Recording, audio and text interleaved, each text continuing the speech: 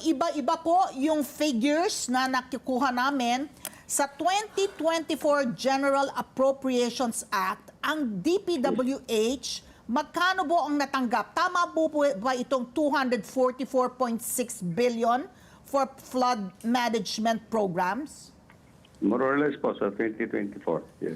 So sa 2024, so yun sa kabuuang budget ng DPWH na 997 billion pesos, 244.6 billion po ay napunta po sa flood control, flood management programs.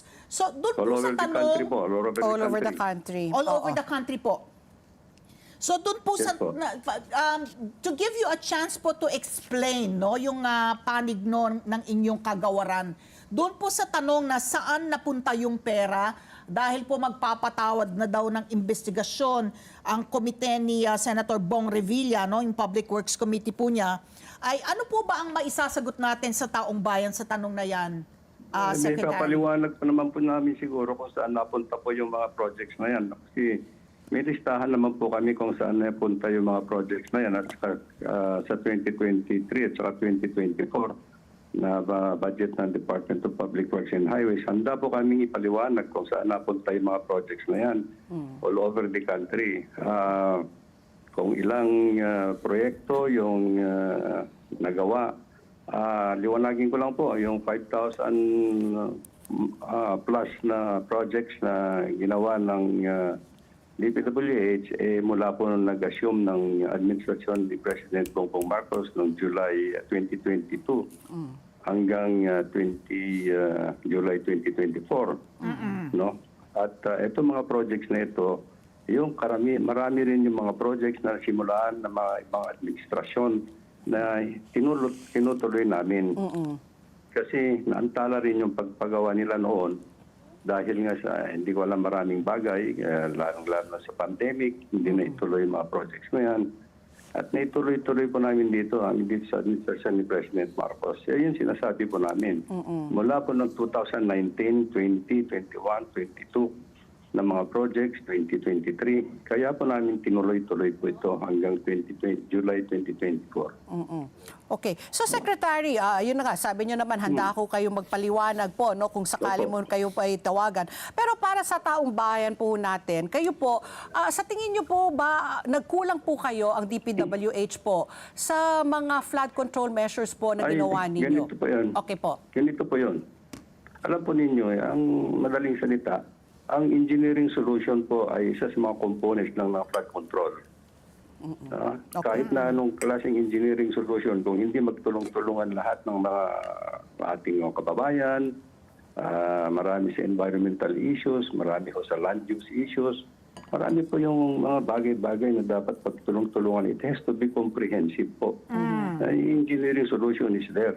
Pero pagka lahat naman pupunta sa mga vulnerable areas na hindi naman dapat na ando doon o kaya yung mga wala nang kahoy sa mga kabundukan.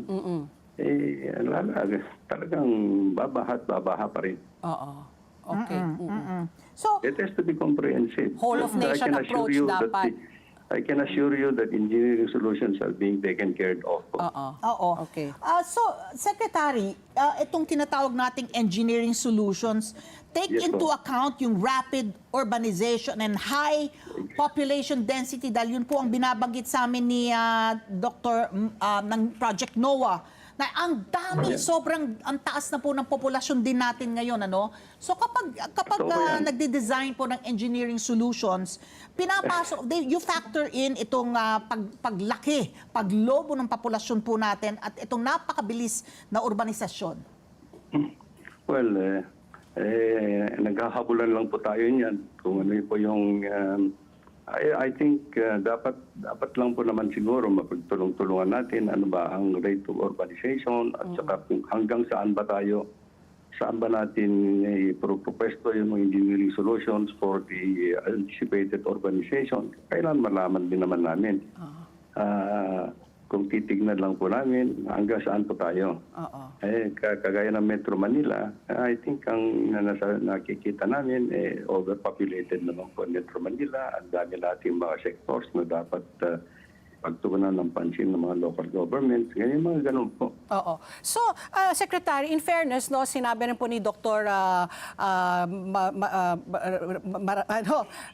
Mahar Lagman, sabi niya, yung mga flood control projects nyo were also successful, except that talaga itong si Typhoon Karina po at saka yung monsoon rains po, talagang sobrang dami po yung tubig na hindi po kinayanan po talaga ng flood control. But having said Opo. that also, in terms of, sabi niya kasi it's not going to be economically feasible to create big dikes to harvest no itong ganitong kalaking tubig. Pero alam na po natin na talagang climate change na po talaga.